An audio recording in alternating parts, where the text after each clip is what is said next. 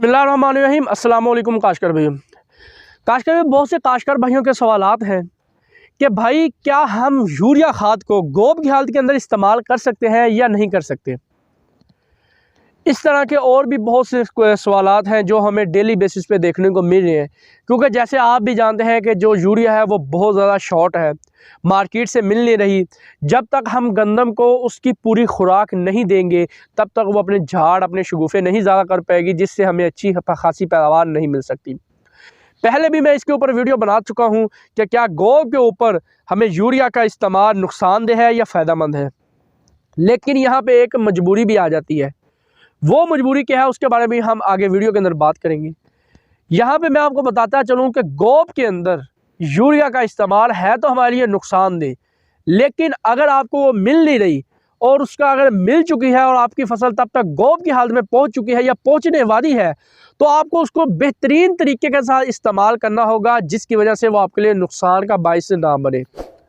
वो तरीका कौन सा है, किस तरह इस्तेमाल करें, इसके बारे में हम लोग वीडियो के अंदर बात करेंगे। काश्तकार भाइयों, मैं हूं उस्मान अशरफ और आप देख रहे हैं अपना किसान पाकिस्तान यूट्यूब। काश्तकार भाइयों देखें, यूरिया एक ऐसी खुराक है जो पौधे की बढ़ोतरी के लिए बहुत ही अहम चीज़ है। यूरिया की वजह से पौधा जो है वो अपना कद ज़्यादा करता है, अपना झाड़ ज़्यादा करता है, अपने पत्तों के अंदर खुराक बनाने का जो अमल है वो उसके अंदर तेज़ होता है। यूरिया का जो इन्सार है वो हमारी पैदावार के ऊपर बहुत ज़्यादा है, लेकिन यूरिया का ही इस्तेमाल हमारे लिए नुकसान का बाइस भी बन सकता है। वो इस वजह से कि अगर हम यूरिया ज़्यादा दे देंगे या गलत टाइम पे दे देंगे जब हमें नहीं देनी चाहिए, तो हमारी फसल गिर जाती है, जिसकी वजह से हमारी पैदावार जो है वो बहुत कम हो जाती है। लेकिन अगर हमें यूरिया मिली नहीं, हम पहले दे नहीं सके, पहले पानी पे भी नहीं डाल सके, दूसरे पानी पे भी नहीं डाल सके, अब हमारी फसल गोब की हालत में है। इससे पहले हमने यूरिया वगैरह का हमें थोड़ी बहुत ही मिलती रही, हमने स्प्रे कर दिया, अमाइनो एसिड का स्प्रे कर दिया, बोरान का स्प्रे कर दिया, लेकिन हम यूरिया इस्तेमाल नहीं कर सके। हमारी फसल का कद छोटा रह गया, उसके शगुफ़े ज़्यादा नहीं है। तो काश्तकार भैया, आपने इसी शगुफ़ों से आपने इसका जो झाड़ है वो ज़्यादा करना है।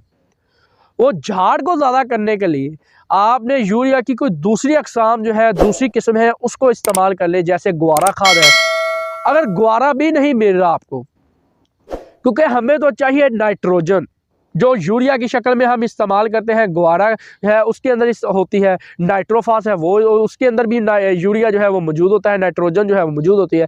लेकिन वो ग्वारा और नाइट्रोफास वो महंगी है, इस वजह से लोग ज़्यादातर कोशिश करते हैं कि हम यूरिया ही इस्तेमाल करें। यूरिया ना मिलने की वजह से हमारा बहुत ज़्यादा नुकसान हो रहा है, और काश्तकार भाइयों ने नाइट्रोफास भी इस्तेमाल नहीं की, ग्वारा भी इस्तेमाल नहीं की। तो काश्तकार भाइयों, आपके लिए वाज़ह तौर पर यह पैगाम है, वो काश्तकार भाई भी जिनके ये सवालात हैं और वो काश्तकार भाई जो इस वीडियो को देख रहे हैं जिन्होंने अभी तक यूरिया इस्तेमाल नहीं की, तो वो एक ऐसा तरीका अपनाएं जिसकी वजह से उनका पैदावार ज़्यादा हो जाए, उनकी फसल गिरे ना। वो तरीका कौन सा है? सबसे पहली बात काश्तकार भाइयों, अगर आप नाइट्रोफास इस्तेमाल नहीं कर सके और अब आप पछता रहे हैं कि काश हमें नाइट्रोफास इस्तेमाल कर लेनी चाहिए थी, यूरिया अभी भी नहीं मिली, तो अब हम नाइट्रोफास को इस्तेमाल करने लगे हैं, तो आपने जो नाइट्रोफास है वो 20 किलो इस्तेमाल करनी है। जी हाँ काश्तकार भाई, आपने पूरी बोरी जो है वो एक टाइम पे इस्तेमाल नहीं करनी, आप थोड़ी थोड़ी मिकदार करके इस्तेमाल करें, ज़्यादा मिकदार आप ना इस्तेमाल करें।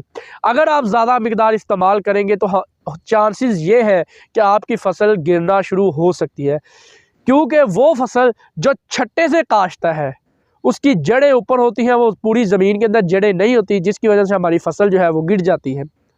तो आपने कोशिश ये करनी है कि अगर आप नाइट्रोफास इस्तेमाल कर रहे हैं, ग्वारा इस्तेमाल कर रहे हैं, तो आप 15 से 20 किलो खाद फ़ी एकड़ के हिसाब से आप इस्तेमाल करें, और इसके साथ बोरान जो है वो इस्तेमाल करें।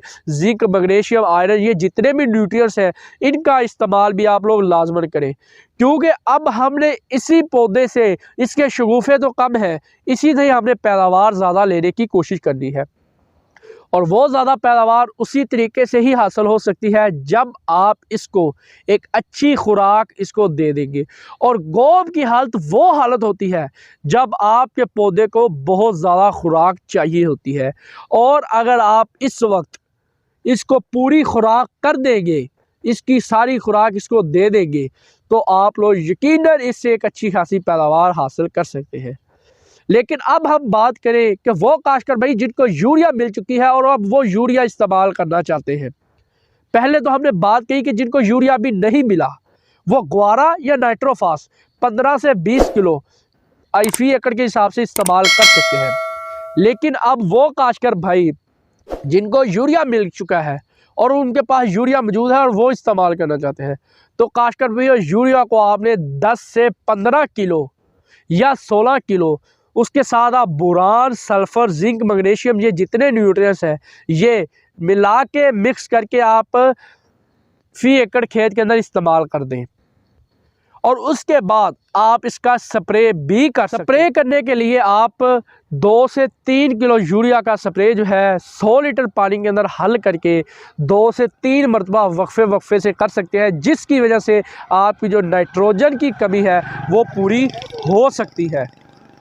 काश्तकार भाइयों, नाइट्रोजन एक ऐसी खुराक है, अगर वो हम सही तरीके से किसी भी फसल के अंदर नहीं देते तो हमारा पैदावार बहुत कम हो जाती है।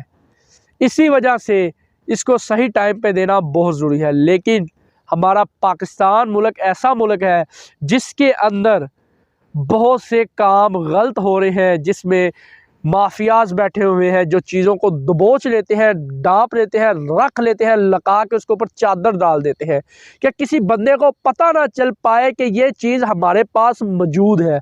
अगर कोई बंदा लेने भी जाता है तो उसे महंगा रेट 3 से 4 हज़ार रुपया रेट फी बैग यूरिया का लगा के दे रहे होते हैं। इस तरह के बंदे पाकिस्तान के अंदर बहुत ज़्यादा मिकदार के अंदर मौजूद हैं। जब तक इन बंदों को खुदा का खौफ ना आएगा तब तक ये बंदे ये काम करते ही रहेंगे। तो काश्तकार भाइयों, उम्मीद है अल्लाह से दुआ है कि इन बंदों को अल्लाह पाक हिदायत नसीब फरमाए और काश्तकारों को उनकी ज़रूरत की चीज़ें उनके सही टाइम, दुरुस्त टाइम के ऊपर दें, ताकि वो काश्तकार भाई इन चीज़ों को इस्तेमाल करके एक अच्छी खासी पैदावार हासिल कर सकें। क्योंकि एक मुल्क की तरक्की का ज़्यादातर इजहार उसकी काश्त पर भी होता है, और वैसे भी पाकिस्तान एक ज़रूरी मुल्क है। अगर हम गंदम का हिसाब लगाएं, गंदम एक ऐसी फसल है, अगर इसकी सही पैदावार ना आई तो हमारे लिए बहुत से मिसाइल हमें आगे जाके देखने को मिलेगी। तो काश्तकार भी उम्मीद है कि आपको सारी बातों की समझ आ गई होगी। अगर आप यूरिया पहले इस्तेमाल नहीं कर सके तो गोब की हालत के अंदर अगर आप ग्वारा या नाइट्रोफास इस्तेमाल कर रहे हैं, वो आपने 16 से लेके 20 किलो इस्तेमाल करना है। अगर आपको यूरिया मिल चुका है और आपकी फसल गोब की हालत में है तो आपने यूरिया 10 से लेके 16 किलो तक या 15 किलो तक फी एकड़ के हिसाब से थोड़ा थोड़ा आपने इस्तेमाल करना है। ज़्यादा यूरिया आपने यकदम इस्तेमाल नहीं करना, जिसकी वजह से आपकी फसल गिर सकती है। और इसके साथ आपने माइक्रो न्यूट्रिएंट्स जो है वो आपने लाजमन इस्तेमाल करने हैं, जिनमें बोरान, काइपर, जिंक, मैग्नीशियम वगैरह शामिल है। तो उम्मीद है कि सारी बातों की आपको समझ आ गई होगी। ये वीडियो यहाँ तक की थी। मिलते हैं अपनी नेक्स्ट किसी और वीडियो में, तब तक के लिए दुआ में याद रखिएगा। अल्लाह हाफिज़।